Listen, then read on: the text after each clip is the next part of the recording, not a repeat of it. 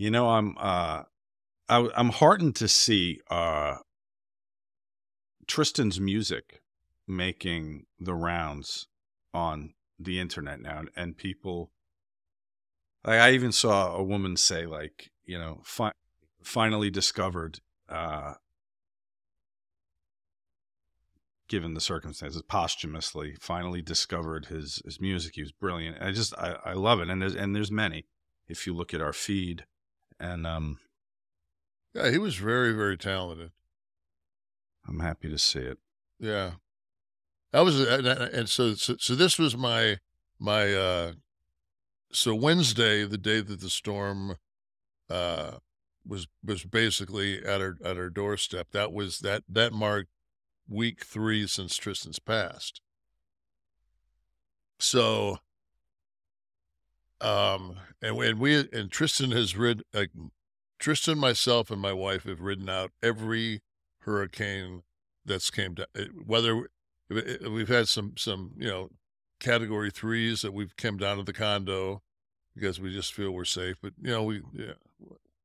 we usually just stay in the house, and so this was the first one that it was just me, Tamara, and our pooch, and so at different the history of our house is, if you get an 11 mile you can take a 70-mile-an-hour wind during the week, but as soon as they say a storm's coming, all of a sudden we lose power at 10 miles an hour.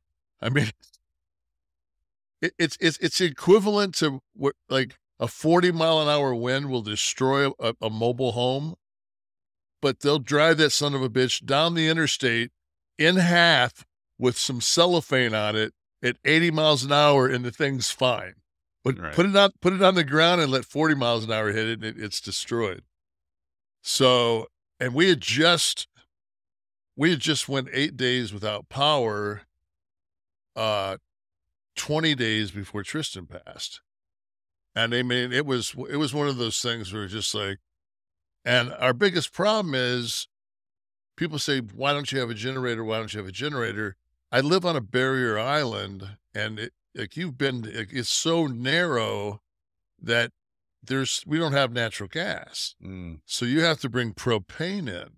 And then with it being, and you just saw how small those lots are, if you're lucky to have 100 by 100 lot, and you can build on, like, I don't know, 64% of it or whatever. That includes, like, and then you sneak your pool and a couple other little things. Mm-hmm. So you've got no room to be dropping, a propane tank anywhere on your property. And I'll be damned if I Beverly Hillbilly it and have that out of ground, because that thing's going to last about a season and a half before you're going to be replacing it. Because, sure. Yeah, I mean, I remember when we first came down here, we used to buy like $1,200 gas grills, and it picked one and a half season, and the thing would just crumble.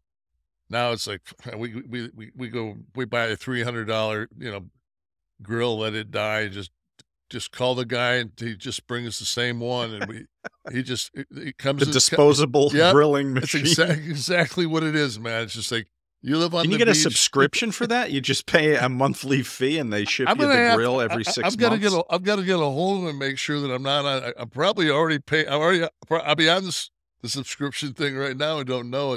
I need to get my your Rocket Money going there. Yeah, I need to get because who knows, man. I might be getting some from the Canadian Grilling Company But so it was crazy, because I the storm came, and it was like all of a sudden that you could shutters were rattling. I'm like, and it said we were getting gusts 50 to 60 miles an hour. And I looked at Tamara. I said, man, how long before? I said, what's the over under on losing power? She said, no, man. She said, I begged T to keep our power on. And I laughed, because I said I did the exact same thing. Everybody around us lost their power, including my next door neighbor. I'm up the next day, and they walk by and they just stare at me, and they're like, "You have power?" I'm like, "Yeah," and I'm like, "Oh wow!" Like, yeah, the garage lights, the outside garage lights are on. He goes, we don't have power. Nobody has power. I'm like, well, we have power. Like, obviously, T was just like, yeah, I know you guys are going through some hard times. I don't think you need to, not have air on top of all that. Sorry about all that. Here, take some light. So yeah, so Yeah. then so we get through Thursday, and then Friday we've got to go over to the funeral home and pick up our son's remains. And I swear to God, it was one of the most surreal things in my life where you go like, man, there is definitely like shit going on in this universe and we have no idea what it is. So we're driving down Ridgewood and we take a left and we get stuck. We get stuck at it's like the lights holding us up. So the guy's talking and then he just goes right into, and it's Pink Floyd, Wish You Were Here. Mm. And we're driving up this road to go pick my son up.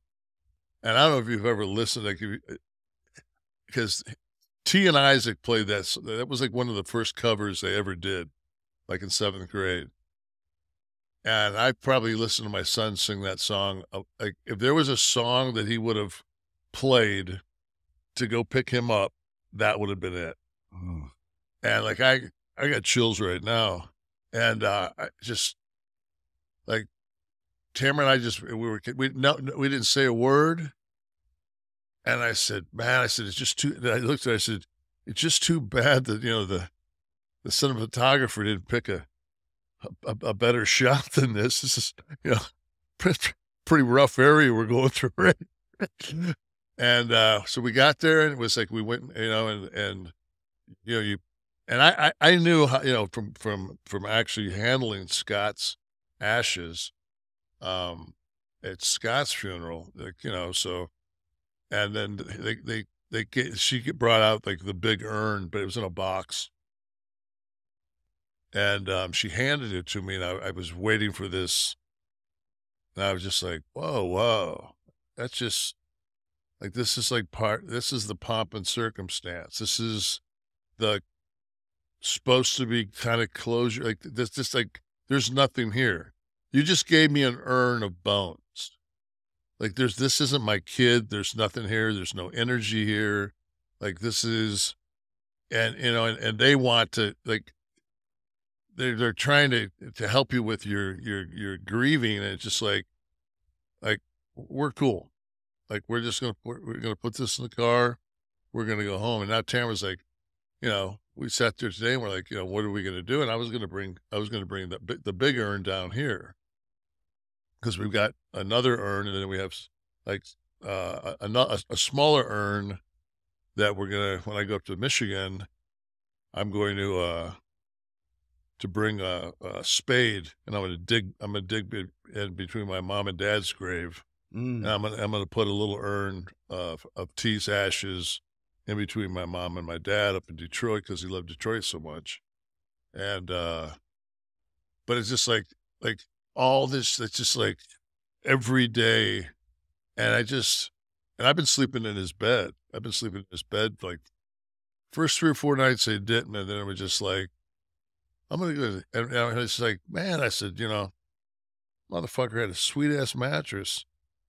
His mattress is killing mine. I'm like, man, that's a good, I'm cool here. Is that is it helpful or painful? It would be very hard for me, I think, to lay in my child's bed. Well, too close, maybe. I don't know. No, the thing is that because you have to realize that's where he was laying when they spun him around and from there jerked him to the floor. And then paddle him. It was right. I mean, so I'm basically, I'm basically sitting in Kennedy's fucking seat in the Lincoln. Mm-hmm. Is what I'm doing. Yeah. And but it's not creepy or anything because it's your kid. I just meant pain. Yeah, no, I mean, but I know that. I mean, even pain wise, it's just like I watched this thing the other day, and they were just they just kept talking about the Ukrainian situation, and they were talking about how the Russians had to retreat again, and I'm thinking like sooner or later you got the whack job over in North Korea. Like my son, one of his fears always was a nuclear war. Because he Mhm. knew that being like as close as we are to the Cape, like that's definitely taking a hit. Mm. So I just so are you going to bring tea up there? Listen, no, well, I was gonna bring him tonight, and then his mom said, I'm not ready for that to go down there. yeah, And I said, "What, honey? I don't think there's a rule book." I said, "Whatever you're comfortable with." I yeah, said, yeah. Bring it, put him to work. I mean, passing away is no excuse not to work on the podcast, so he should no, be and I there. was, and I'm running on the computer camera tonight because he's not here. So fuck. Sorry, I was no help. Where's Isaac? Does Isaac live local? uh, All right. We do have feedback. What? I'm gonna fly Max in from fucking Pittsburgh. Pittsburgh. Yeah, why Yeah, not? Just once a week. yeah. Antonio DeRosa subscribed. Let's get to 100,000 for tea. Thank Much love to you. Kevin. Big fan. I see a lot of that too. We said we want to get Tristan a plaque, and we got to get to 100,000 subscribers on YouTube. So Yeah, smash that because button. he's got you ever see the the giant cash poster when he's flipping off the Yeah, flipping the yeah. bird, right? Yeah. So yeah, it's almost impossible to get. I've found at an antique, like an old vinyl store, I found one that is maybe 6 feet by 4 feet, and I had it framed. Oh, wow. And when you walk up the stairs, that's the first thing you see in his room. Oh, Is he that? has it? Yeah, oh, yeah.